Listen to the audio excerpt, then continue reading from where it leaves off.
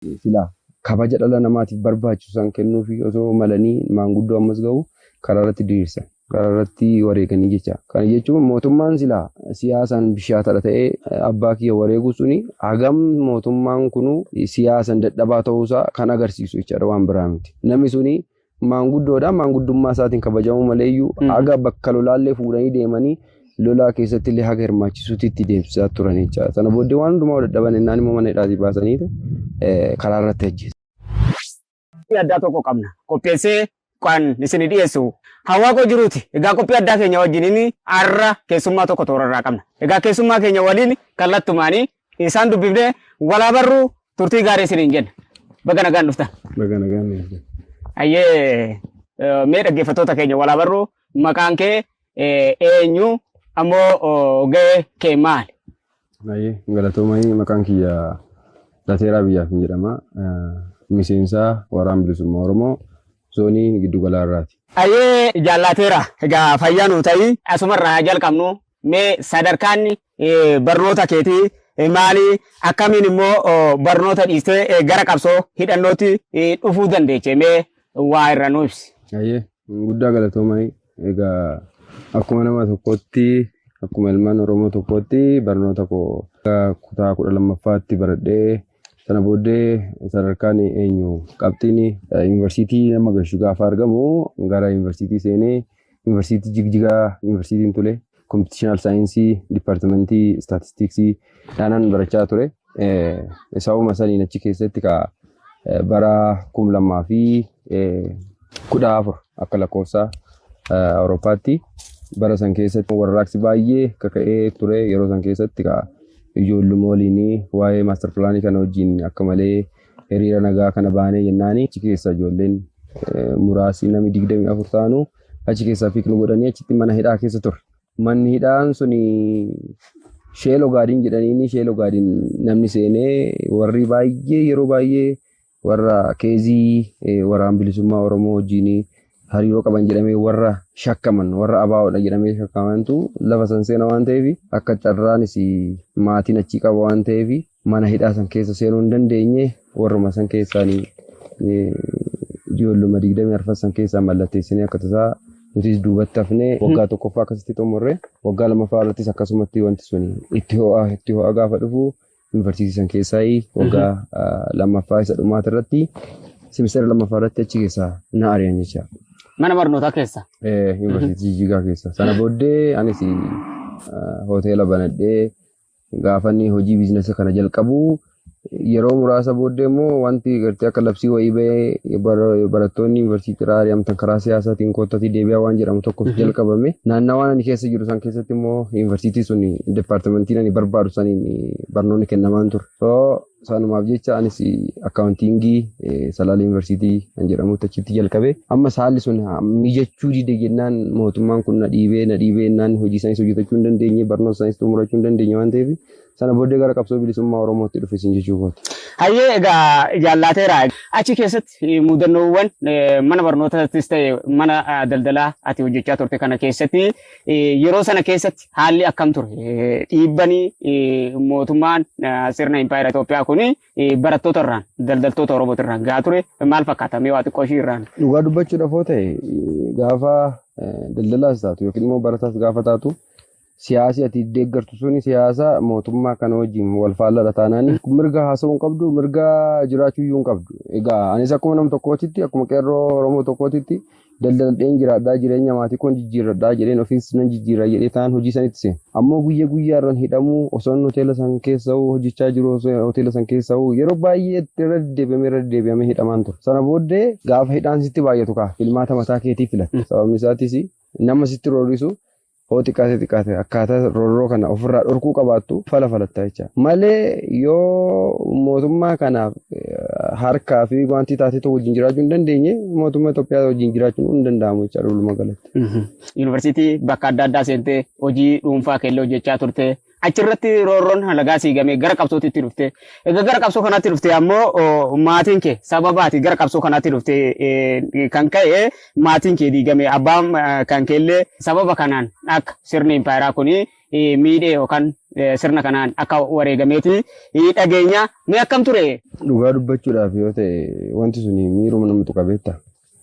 Hireen abbaa kiyyaa suni hiree uummata Oromootiin adda ta'e osoo hin taane garuu abbaan kiyyaa lafa san keessatti magaalaa san keessatti dhalatee guddate gosa kabajamaa ta'e naannoo san keessatti garuu reeffisaallee agartee kabaja dhabee haga asfaaltii irratti mataan isaa rasaasaan rukutanii haga asfaaltii irratti gatanii sana booddee daandii irraallee kaasanii akka awwaaluu hin dandeenye obbolaawwan keenya illee dhufanii toon akka isa awwaaluu hin dandeenye godhanii jechaadha. Qaatee silaa kabaja dhala namaatiif barbaachisu san kennuufi osoo malanii maanguddoo ammas ga'u karaa irratti diriirsan. Karaa irratti wareeganii jecha. Kana jechuun mootummaan silaa siyaasaan bishaatadha ta'ee abbaa kiyya wareeguu suni hagam mootummaan kunu siyaasan dadhabaa ta'uusaa kan agarsiisu jechaadha waan biraa miti. Namni suni maanguddoodha maanguddummaa isaatiin kabajamuu maleeyyuu haga bakka lolaallee fuudhanii deemanii lolaa keessatti illee haga hirmaachisuutti itti deemsisaa turan jechaadha. Sana booddee waan hundumaa dadhaban innaan immoo mana hidhaatii baasanii karaa irratti ajjeesu. Kabajuma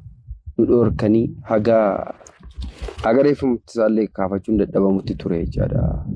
Wanti sun waan miira baay'ee nama tuquudha jechaadha. Garuu hireen abbaa kiyya hiree uummata abbootii Oromootiin adda waan ta'ee miti garuu wanti sun taatee suni maaliif ta'ee jettee waan natti himteefan sitti himuu barbaada. Fayyaa ta'e jaal kiyya bara kana keessa mootummaa Oromooti jedhe bara mootummaan Oromooti jedhanii burjaajiin akkas akkasii kana dubbatamu keessatti dhalli namaa yookaan maanguddoon biyyaa tokko mana hidhaa keessaa baafamee ajjeefame. Sababa ilmi waraana bilisummaa Oromoo keessa jiruuni warra sila mootummaan kun an Oromoodha mootummaa Oromooti jedhuu fi warra aangoo argatanii ani Oromoodha Oromoo keessa hin aangoo qabadhee isin bilisoomsuudhaaf ananii natu sin ceesisaa warra jiruu fi ergaa maalii qabdame?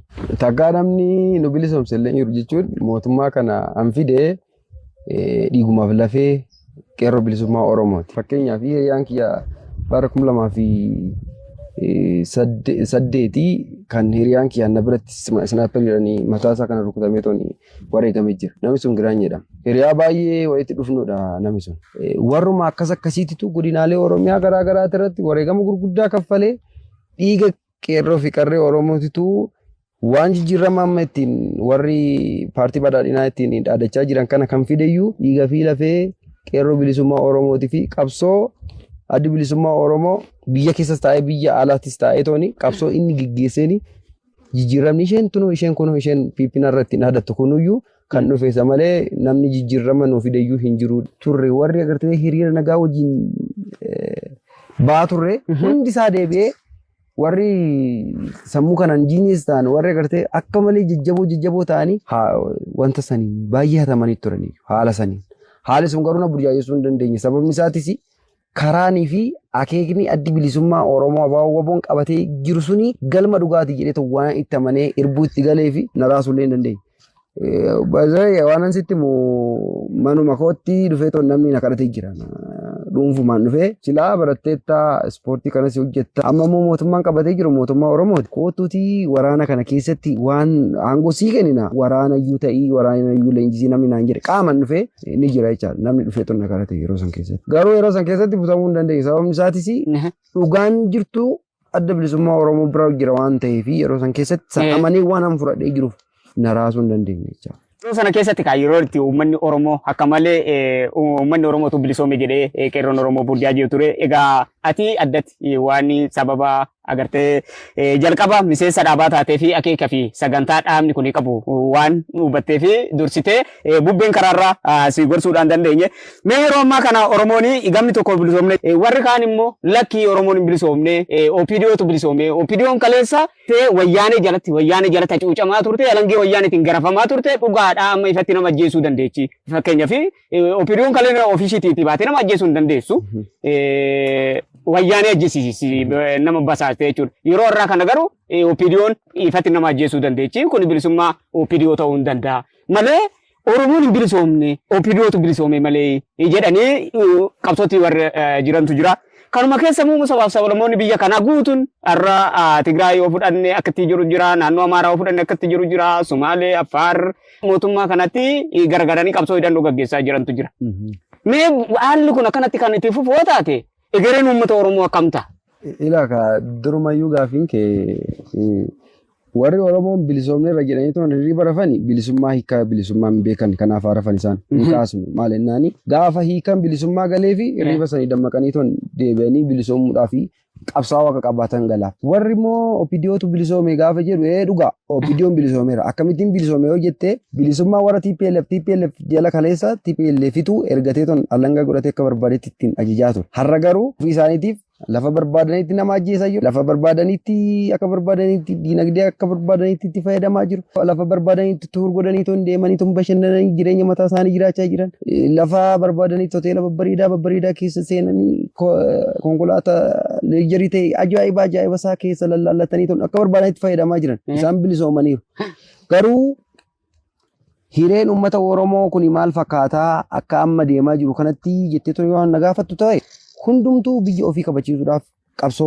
hidhatee jira. Sababni isaatis Itoophiyaan tuni sabaaf sablammoota kana humnaan ofitti qabattee jirti waan ta'eef warrumti pini walitti gurgurmooftee aangoo uummata Oromoo kana qabachuudhaaf yookiin immoo uummata Oromoo kana cunqursuudhaaf uummata Oromoo kana nyaachuudhaaf jettu sunu aangoo irratti wal loltee jirti waan ta'eef sunis amma akkamittiin aangoo qabachuu barbaada akkamittiin uummata Oromoo kana cabsee seenuu barbaada aan jedhu hundumtuu waan proposed godhatee qabatu jira. Fakkeenyaaf faannoo irratti oo ilaaltee raatte hakikaaf kaayyoon faannoo ifaa fi bilisa waan ta'e. Sababni isaatis የቅድሚያ የአያቶቻችንን ታሪክ እንመልሳለን ጀለንም የአባታችን ታሪክ እንደግማለን የአባቶቻችን ታሪክ jechuun waanuma abbaan keenya kaleessa hojjete har'ammoo deebisnee uummata kanarratti hojjennaa jechuutti jira. Akeekni isaanii ifadha. Maali jennaani sirna miniliksan deebisnee uummata Oromootti diriirsuu barbaadu. So akkanatti yoo itti fufe immoo hireen uummata Oromoo kanaa maal ta'uu qabaa hanjettoo ta'e uummati Oromoo lafa jiru dammaqee tun qabsoo bilisummaa Oromoo addi bilisummaa Oromoo ABO'n kun gaggeessaa jiru faana hin dhaabbatu taana. Hirra feetoon irratti immoo impaara Itoophiyaa kanaaf tiskee taataanaani hireen uummata Oromoo baduu ta'a.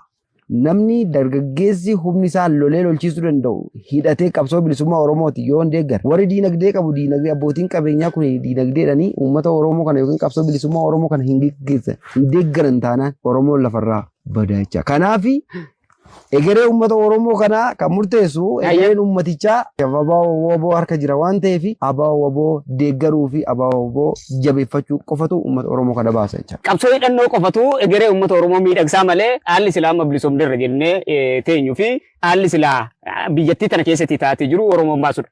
Dhugaa. Kabajamtoota qophii har'ata biyyoolessa Oromiyaa har'a kaa'igaa qophii addaa akka qabnu dura walii eerree turre qophii addaa keenya wajjin jaallateera wajjin jirra. Egaa ammas gaaffiin keenya itti fufaa turtii gaarii isiniin jenna.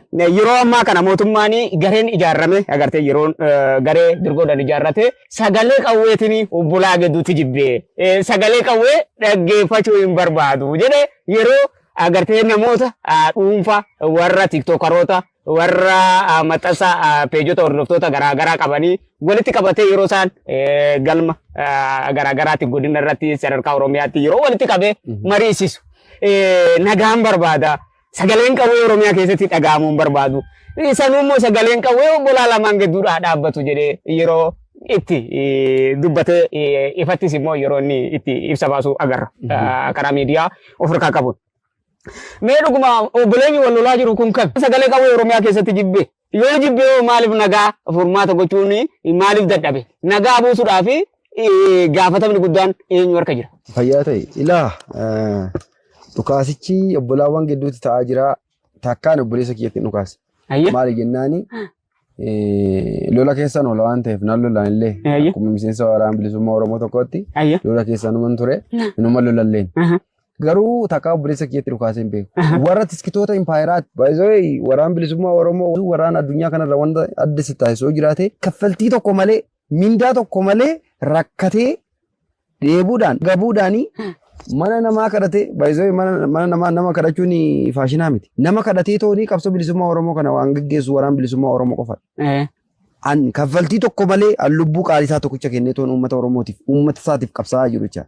Dhuguma mootummaan nagaa fiduu barbaada taanaan nagaa waaraa fiduu barbaada taanaan qe'een uummata Oromoo akka nagaadhaan jiraatu barbaada taanaan misoomni uummata Oromoo lafa Oromiyaa keessatti akka babal'atu barbaada taanaan qaama sadaffaadhaan koottaayii jedheeniiti wajjin silaa qaama sadaffaa saniini mari'atu nagaa buusuu ni danda'a nagaan bu'us akkasitti danda'ama malee caalum jedhamee miidiyaa irra dhaabbatanii yoo haasa'anii nagaan dhufu takkaan jiru. Kanaafi warroonni amma miidiyaarraa waan kana haasa'anii waanuma lolaayyuun beekanii dhugaa osoo waa'ee lolaa beekanii nagaan akkatti Oromiyaa keessatti akkamitti akka Oromiyaa keessatti dhufuu barbaadu irratti hojjetama ture.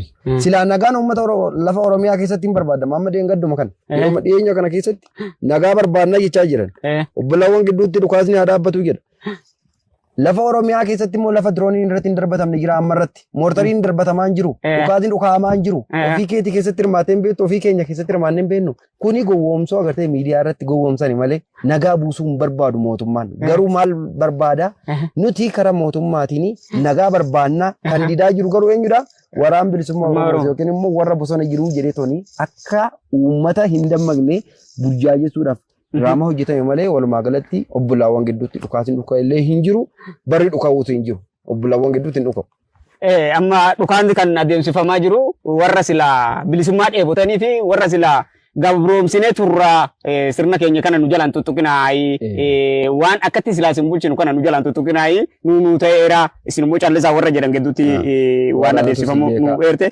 Manneen barnootaa as keessatti miidhaman manneen yaalaa daa'imman beelladoonni uummata Oromoo dachee Oromiyaatti irratti miidhaman daangaa hin qabu eeguma sagaleen qabu yaa callisamu jedhamee lallabamuu jalqabee asitti iyyuu uummatumti Oromootti iyyuu waan kanaan agartee afaan faajjaanii maaliif warri kun silaa mootummaan harka isaa bal'isee maaliif mootummaa warri kun haga mootummaan harka isaanii bal'isee kana maaliif mootummaatti jedhanii yeroo isaan immoo olola biraa oofantu jira warra kanaaf ergaa akkamii qabdu. Fayyaa ta'e ilaa wanti kun anaafis na bilbilamee ture. Ayyee. Kootu galii naan jedhe. Jechuun ani waan anti bilbilee fi galtaa fi osoo hin taane illee akka xiqqoo mataa jabaattu nan beeka akka qaama siyaasaas taate nan beeka garuu mee kootu bee galii anuma siin jedhee waan barbaade siifan guutaa naan jedhe. Waan barbaade. Waan barbaade. Silaa waan barbaadne akka nam tokkootitti waan barbaadne guuttachuu fi miti lafa kana dhufe. Ammoo ilaa kan qacaramaan yookiin immoo kaadiree yookiin immoo kaabineen mootummaa maallaqa birgoo garaagaraa fudhatee toni guyyaa lama yookiin guyyaa sadii bilbilee nama nagashuu miti. Inni akkasitti gaafa qabsoo bilisummaa Oromoo keessa galu gaafa sana du'a akkasitti durgoo wayii naa kaffalee ton dhufa ta'e injifannoo rakkoon qabu gaafa sana nan gala. Qabsoo bilisummaa Oromoo kana keessatti namni dirqisiisee qabsoo bilisummaa Oromoo geggeesse namni naan jedhe hin jiru. Fedha keetiin dhufu. Fedha kootiin. Baay'ee qawween jaalladhu dur. Qawwee akkan jaalladhu akkan qawwee kaasee diina uummata Oromootti dhukaasu kan taasise mootummaa mataa isaati. Ofuma isaaticha. Sababni isaatti na cunqursee na dhiibe waan ta'eef. Nagaa na dhoowwe nagaa argachuudhaaf immoo qawween na barbaachisa. Amma irratti ani bilisoomeera. Sababni isaatis qawween qaba waan ta'eef. Xiqqaatee sammuun koo bilisummaa qaba waan an barbaadde haasa'uu danda'a uummata kiyyaa fi qabsoo kana geggeessuu nan danda'a amma irratti Afriikiyyaaf. Kanaaf warri agartee guyyuma tokko yookiin immoo guyyuma lamaan ka'anii tonkoottaa siin galchaa jedhani. Waaw makeekaaf kaayyoo nuti baaneef kana iyyuu hin beekan. Hin beekan.